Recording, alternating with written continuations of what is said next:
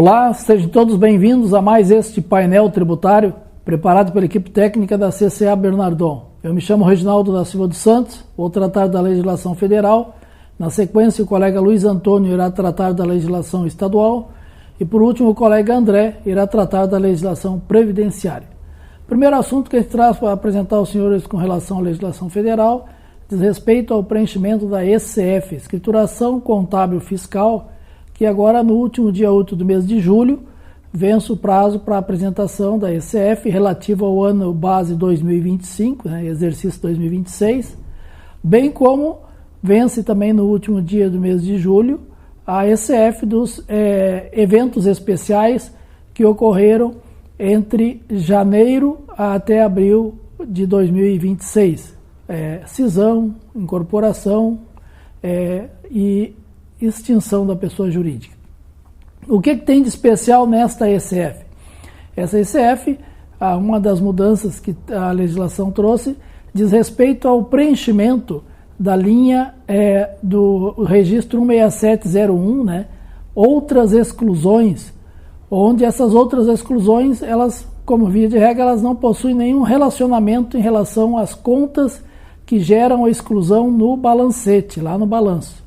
A Receita Federal, por determinação já do programa, os contribuintes que tiverem exclusões nesse campo, outras exclusões, de montantes igual ou superior a 20 milhões de reais, ou que represente mais de 30% do total das exclusões, os contribuintes, para poder validar essa exclusão e ela ter efeito de exclusão no LALUR para fins de apuração do Imposto de Renda e da Contribuição Social, eles vão ser obrigados a previamente preencher um requerimento via web no site da Receita Federal, onde nesse requerimento o contribuinte vai detalhar a justificativa para a utilização dos campos, outras exclusões, o embasamento legal de cada exclusão e as memórias de cálculo de cada exclusão. Isto porque, como a gente sabe, a maioria das adições e exclusões no LALUR e no LACS,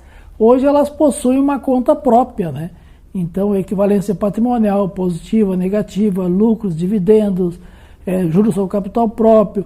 Então, existe um leque muito grande de adições e exclusões que possui na ECF uma linha própria para esse evento. E a maioria delas, quando estão relacionadas a contabilidade, elas estão vinculadas ao relacionamento com a contabilidade. Por isso que a Receita Federal agora ela está, vamos supor, apertando um pouco mais o cerco para aqueles contribuintes que vinham fazendo exclusões, outras exclusões com valores elevados, e sem nenhuma apresentação detalhada que o fisco pudesse, de uma forma mais trabalho interno, verificar a consistência ou a exatidão ou não dessa exclusão. Então, é um detalhe. Se for acima de 20 milhões ou mais de 30% do total das exclusões, o contribuinte tem que fazer um procedimento prévio junto à Receita Federal para validar essas exclusões. Vale, então, para essas ECFs agora deste exercício.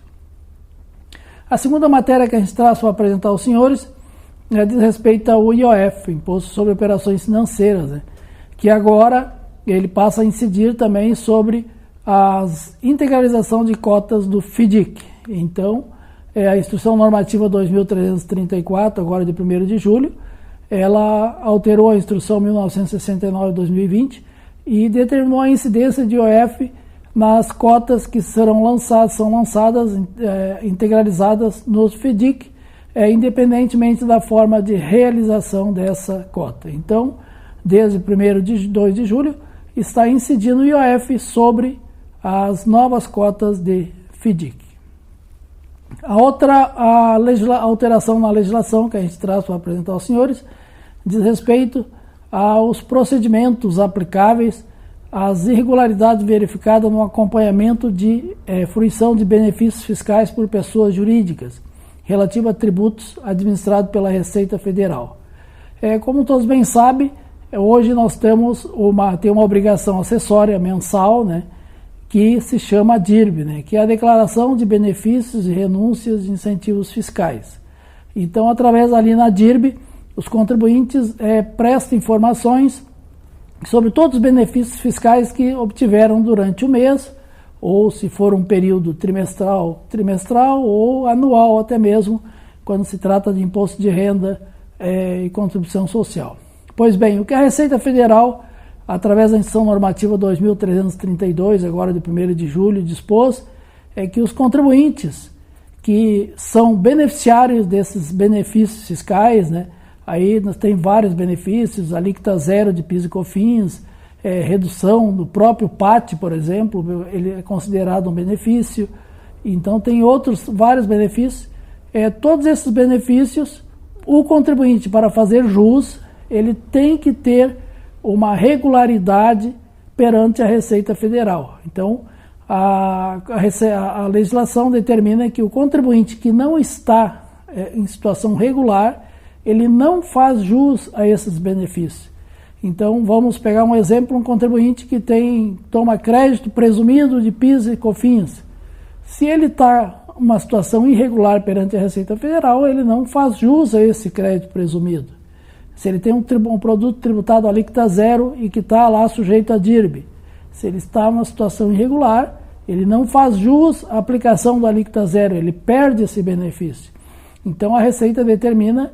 Agora ela vai fazer uma intensificação na fiscalização, de forma que todos aqueles contribuintes que possuem benefícios fiscais, que estão declarando em DIRB, se eles não apresentarem situação regular, via quitação dos tributos e contribuições, cadastro informativo de créditos não quitados no setor público, se tiver registro no CADIM, né?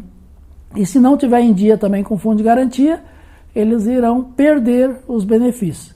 É lógico que a Receita Federal, através dessa instrução normativa, ela diz que vai intimar os contribuintes e o contribuinte vai ter que apresentar as justificativas ou comprovar a regularização da sua situação irregular, o que significa dizer fazer o pagamento ou parcelamento daqueles tributos. Se não o fizer, o contribuinte vai perder automaticamente todos aqueles benefícios que do período que ele estava em situação irregular e que se adjudicou dos benefícios fiscais, incluindo a alíquota zero de PIS e COFINS, os benefícios de redução de folha de pagamento, como sobre a receita bruta, PAT e outros, né? Então é um cuidado que os contribuintes têm que tomar. Todos aqueles que têm benefícios fiscais, que inclusive que estão declarando na DIRB, têm que estar estritamente em dia com todos os compromissos perante a Receita Federal, sob risco de virem a perder esses benefícios de forma retroativa. Então, esse é um recado, tem que tomar muito cuidado. A gente sabe que as empresas hoje, muitas estão com dificuldades financeiras de se manter as suas operações rigorosamente em dia com o fisco, mas quem tem benefícios fiscais tem que tomar um cuidado redobrado para que o prejuízo não seja maior do que muitas vezes a multa de mora de alguns tributos, e sim a perda dos benefícios. Por último, agora, a implantação do CNPJ alfanumérico. Então, a Receita agora já publicou que a partir de 31 de julho será implementado o funcionamento do novo CNPJ alfanumérico, que visa facilitar, né, evitar que o sistema atual entre em colapso, porque o sistema só numérico ele não tem mais capacidade de geração de novos CNPJs, né?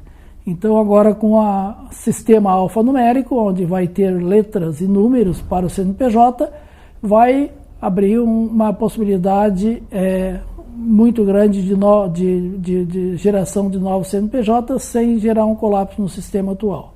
Vai ser a mesma coisa que como tem hoje, placas de carros que tem números e letras.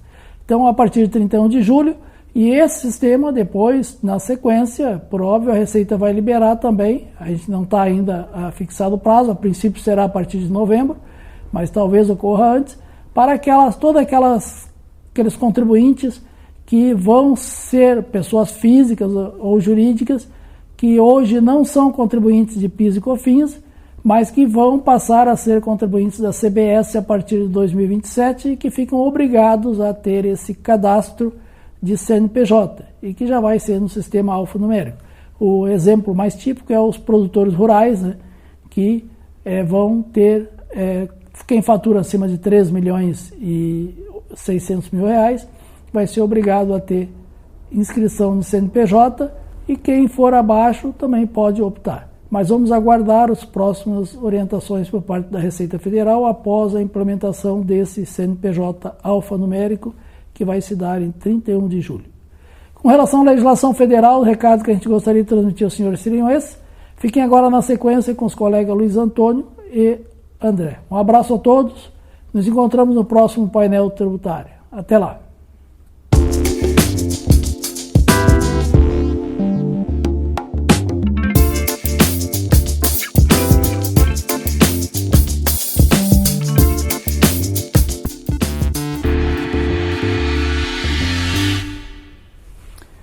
Bom dia a todos. A partir de agora vamos comentar algumas orientações normativas do ICMS do Estado do Rio Grande do Sul, bem como uma isenção do ISS-QN no âmbito nacional divulgadas na semana passada.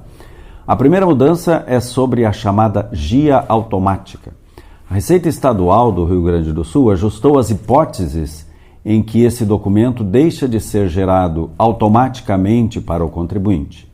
Na prática, a GIA automática não será mais gerada quando o contribuinte tiver uma ou mais GIAs entregues, daquelas não substituídas, vinculadas a uma escrituração fiscal digital que não foi transmitida ao ambiente nacional do SPED. Essa ausência de entrega é verificada por meio da chamada hashcode, que é o código de verificação gerado pelo algoritmo MD5. Essa linguagem é mais apropriada para quem trabalha na área de TI.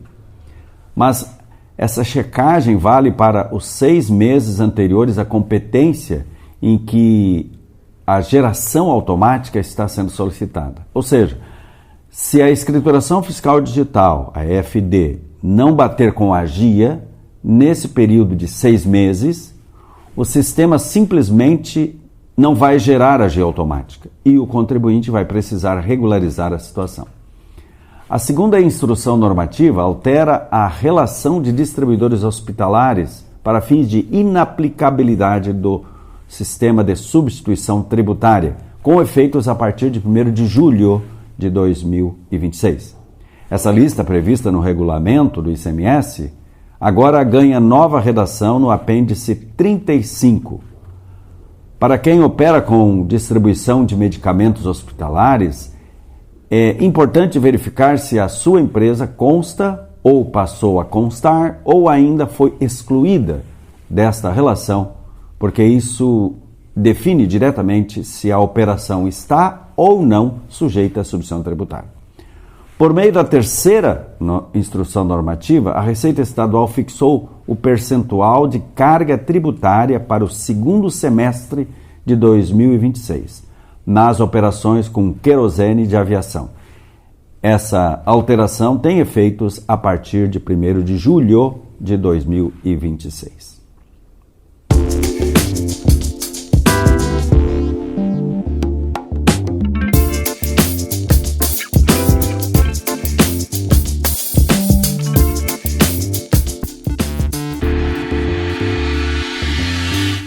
Mudando agora para o campo municipal, temos uma novidade relacionada a um evento esportivo que o Brasil vai sediar, a Copa do Mundo Feminina da FIFA de 2027. Foi publicada a Lei Complementar número 232 de 2026 no Diário Oficial da União, do dia 29 de junho, estabelecendo as condições para a concessão de isenção do ISS, o Imposto sobre Serviço de Qualquer Natureza, para fatos geradores relacionados à organização ou à realização deste evento. O que essa lei complementar faz, na prática, é autorizar os municípios e o Distrito Federal a conceder essa isenção de ISS-QN. Mas, importante um detalhe, essa isenção não é para qualquer prestador de serviço ligado à Copa.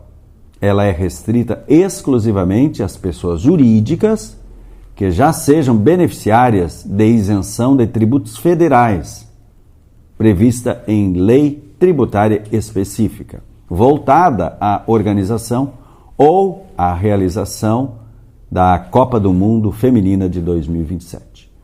Outro ponto que merece destaque é o prazo de vigência dessa isenção municipal. Ela deve acompanhar exatamente o mesmo prazo previsto para os incentivos fiscais federais, conforme definido no artigo 2º da própria lei complementar. Então, as empresas e entidades que prestarem serviços para a realização deste evento devem observar, primeiro, verificar se há o enquadramento na isenção federal específica, para depois avaliar a possibilidade de estender esse benefício também ao ISS municipal. Essas foram, então, as principais atualizações tributárias, estaduais e também municipais dos últimos dias. Para outras informações importantes, inclusive das áreas federal e previdenciária, acesse o boletim informativo divulgado ontem no site da CCA Bernardon, www.cca.com.br. Você também pode acessar calendários de obrigações, circulares e notícias da área tributária. Agradecemos a audiência e desejamos a todos um bom dia e uma ótima semana. Fiquem agora com o colega André, que vai comentar as alterações na área previdenciária. Até o próximo painel tributário da CCA Bernardon.